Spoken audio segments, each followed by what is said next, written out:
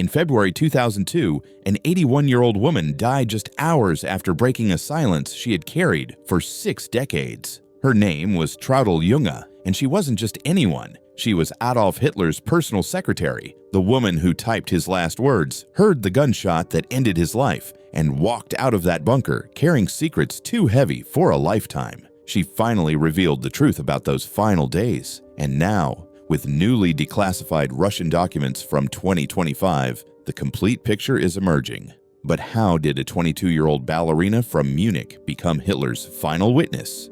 The innocent who became history's most credible witness. The path that led Traudl Junge to history's epicenter began with nothing more than youthful ambition and tragic timing. She wasn't a hardened political player or a fanatical believer. She was 22, an aspiring ballerina from Munich whose only real ambition was to dance across European stages. But when that dream collapsed, she needed something else to fill her days. What she found instead was a secretarial job that would thrust her into the heart of the Third Reich's darkest chapter. Later in life, she would often repeat the same words, almost like a confession.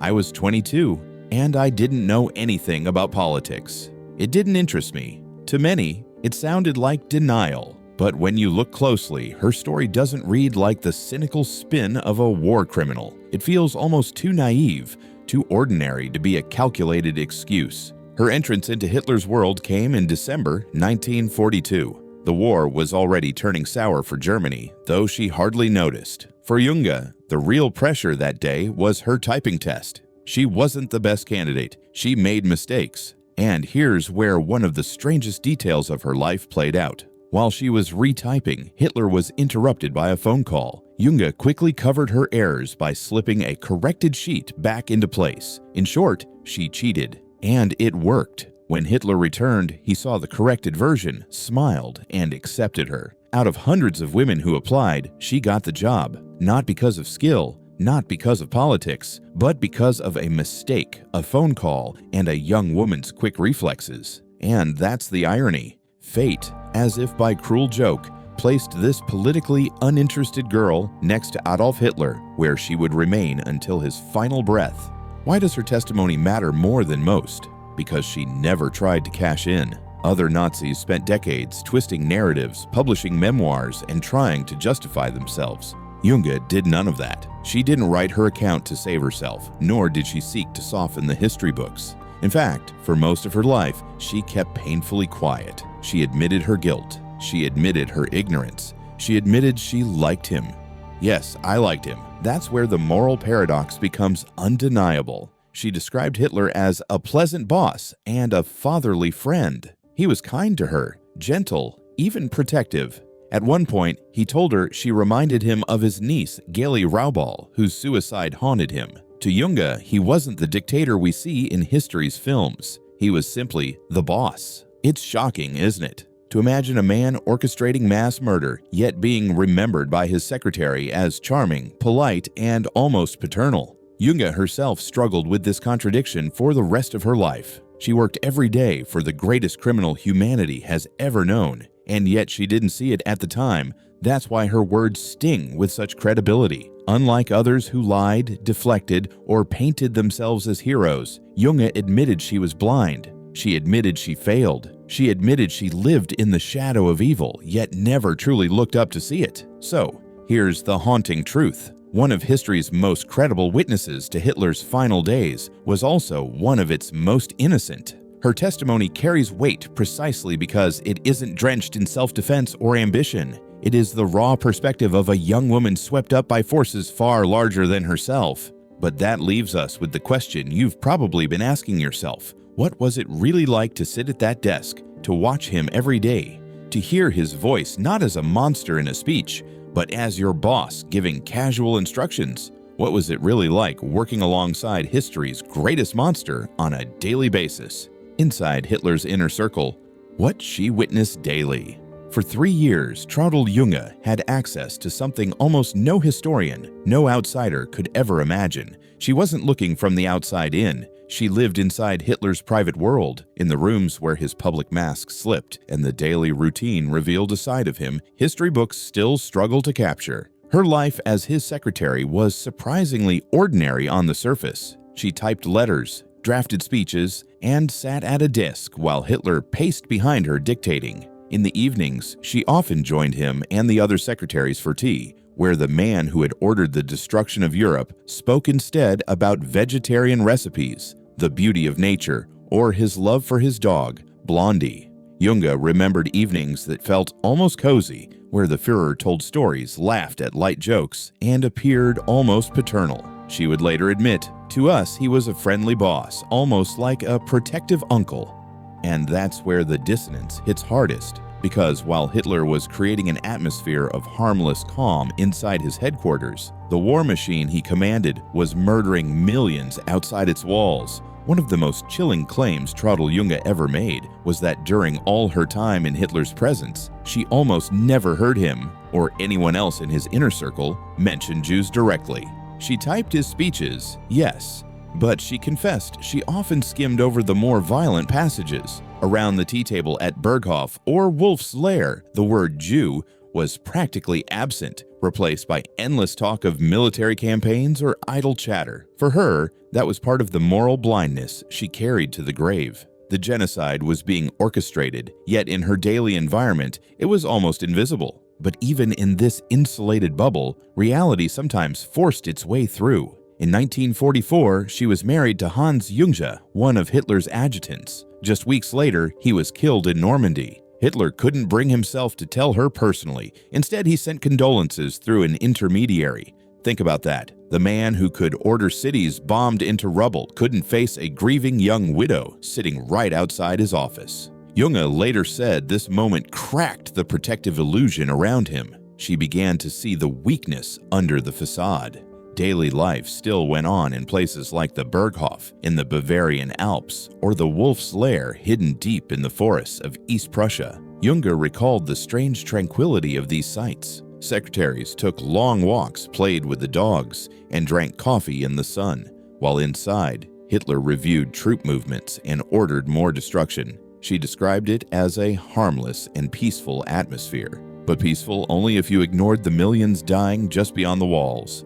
Fast forward to the final months of the war, and the scenery changed drastically. Junge was pulled into the Führer bunker beneath the Reich Chancellery, and thanks to newly declassified Russian files released in 2025, we now know the bunker wasn't just a cramped shelter, it was a fortress. 4 meters of reinforced concrete overhead, nearly 20 rooms carved underground, and giant oxygen balloons brought in to keep the air breathable as Berlin collapsed. In Hitler's private chamber hung portraits of Frederick the Great, the Prussian king he idolized. Even in those final days, Hitler stared at those images, convincing himself he too would be remembered as a warrior king. And here's something that will shock you. While Junge sat typing his speeches and testaments, she admitted she often ignored or skipped over his anti-Semitic language, not because she didn't know what it meant, but because she didn't want to confront it. Imagine the paradox, being the hands that typed history's most poisonous words, yet claiming you barely read them.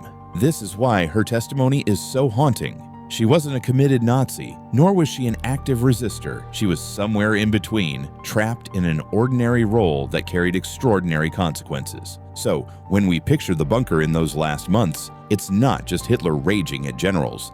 It's also Traudl Junge quietly sitting at her typewriter, serving tea, and maintaining routine while history collapsed above her head. That's what makes her story so compelling. It's the contrast between the mundane and the monstrous. The sound of clacking keys in the background while a world war came to its brutal end. And that leads us to the question, what happened when the war finally caught up to the bunker? When Berlin was encircled, bombs raining above, and Hitler finally admitted defeat, Junge was there. She didn't just witness history, she typed the last words of the Third Reich. But how did she survive that collapse? And what exactly did she hear, see, and type in those final days as Hitler prepared to end his life? The final days, typing history's last chapter. In the Führer bunker, time stopped meaning anything.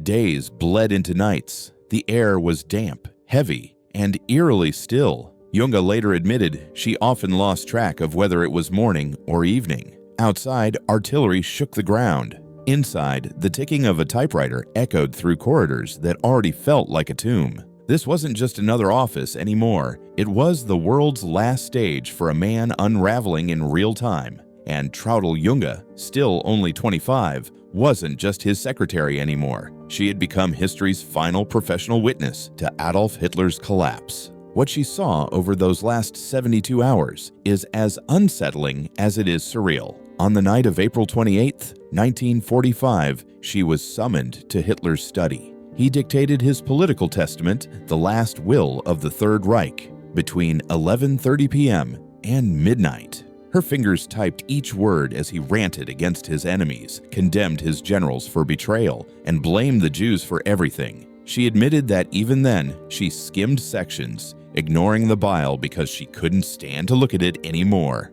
But the historical weight of that document can't be overstated. It was Junge's keystrokes that locked Hitler's final words into permanence. And just hours later, history took a strange turn. In a moment that stunned even those in the bunker, Hitler married Eva Braun. The ceremony was short, almost absurdly ordinary given the chaos outside. Junge was there, standing quietly, when the vows were exchanged. And then came something no one had ever seen before. Hitler leaned forward and kissed Eva on the mouth, in front of witnesses. It was the only time he ever displayed affection publicly. Think about that. A man who avoided intimacy at all costs finally showed it, not in triumph, but in his final defeat. But the atmosphere in the bunker only grew darker. At one point, a mysterious visitor arrived, almost out of legend. Junge recalled the entrance of a lone female pilot, a decorated fighter ace who appeared like a Valkyrie descending into hell. She had flown through Soviet fire to reach the bunker, a surreal figure who seemed ripped from myth. For a brief moment, the bunker's despair lifted, as if this warrior woman carried with her the last flicker of loyalty. But it was only a passing shadow. Nothing could stop what was coming. And then came one of the most chilling scenes Junge ever described. Before taking his own life, Hitler decided to test the cyanide capsules. He didn't test them on himself. He tested them on Blondie, his beloved German shepherd.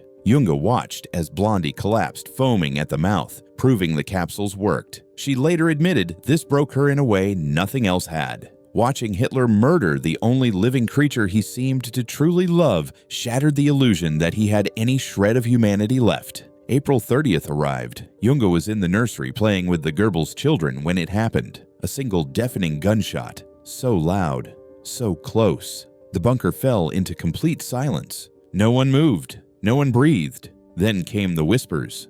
The Führer was dead. Moments before that, Eva Braun had spoken her last words to Junge. Give Bavaria my love. Simple, human, almost tender. Hours later, her body would be burned alongside Hitler's in the garden above. For decades, there were rumors about exactly how Hitler died, but in 2025, declassified Russian archives filled in chilling new details. According to Otto Gunsch's testimony, Hitler didn't just use cyanide, he combined it with a gunshot. His body was found slumped on the sofa, wearing his black uniform jacket, gray trousers, and, strangest of all, thin black paper socks. That detail feels almost absurd, doesn't it?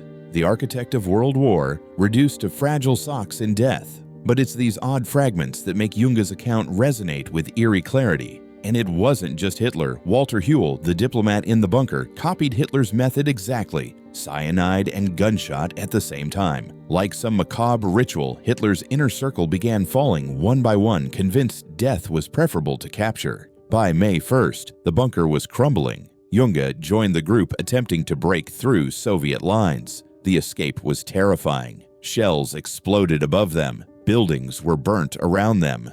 At any moment, discovery could mean execution. She disguised herself as a civilian, slipping into the chaos of Berlin. Somehow, against all odds, she made it out alive. But escape didn't mean freedom. For Junge, survival meant carrying the unbearable truth of what she had seen. She wasn't just a secretary anymore. She was the one who had typed the last words of the Reich, watched Hitler's wedding, heard the gunshot, and walked away when so many others didn't. Here's the paradox. She lived to tell the story, but the story lived inside her like a wound that never closed. And that's where her real battle began, because escaping the bunker was one thing. Living with the crushing weight of history was another. How do you survive when your innocence and your guilt are tied forever to the last days of the greatest monster the world has ever known? 60 years of silence and the final confession. For 6 decades, Traudl Junge carried her burden in silence, struggling with a unique form of survivor's guilt that few could even begin to understand. After the war, she wasn't executed like others in Hitler's circle. Instead, she was captured by the Soviets, interrogated, and then handed over to the Americans. Both sides questioned her heavily, and yet she was released. Why? Because they found no evidence of direct complicity. Junge wasn't a policymaker, not a general, not even someone in the Nazi Party's chain of command. She was just a secretary, but that's exactly what haunted her. Unlike those who went to prison for war crimes, her guilt came from ignorance. She didn't kill anyone. She didn't draft laws. She simply typed words. But those words belonged to Adolf Hitler. She once admitted, "I shall always live with a sense that I must share the guilt." That line captures the paradox of her life. Legally innocent, morally scarred forever. So, she built a different life. She became a journalist in Munich, wrote film reviews, translated scripts, and kept her head down. For 60 years, she avoided speaking about the years inside the bunker. She kept her connection to Hitler hidden, almost like a wound too raw to touch. Imagine living with something so explosive, so radioactive, that you never dared bring it up, even as the entire world obsessed over it. And yet, the silence became its own prison. The truth gnawed at her. Junge wasn't like others who cashed in on their proximity to Hitler. She never tried to profit from her Hitler connection. She simply carried the truth. But by the time she was in her 70s, the weight became unbearable. The turning point came in 2001 when she met Austrian filmmaker André Heller. He convinced her to finally open up for a project called Blind Spot, Hitler's secretary. At first, she resisted, but eventually she agreed. In her small Munich apartment, cameras rolled for 90 minutes as she confessed everything she had seen, everything she had typed, and everything she had carried in silence. The result was astonishing. Junge spoke plainly, without excuses, but with a rawness that was almost painful to watch. She admitted that her youthful naivety blinded her, that her fascination with Hitler's charisma made her ignore what was happening outside the bunker. And for the first time, she publicly shouldered that strange, suffocating form of guilt, not for what she had done, but for what she had failed to see. And then fate did something almost cinematic. On February 10th, 2002, Junge died of cancer, just hours after her documentary premiered at the Berlin Film Festival.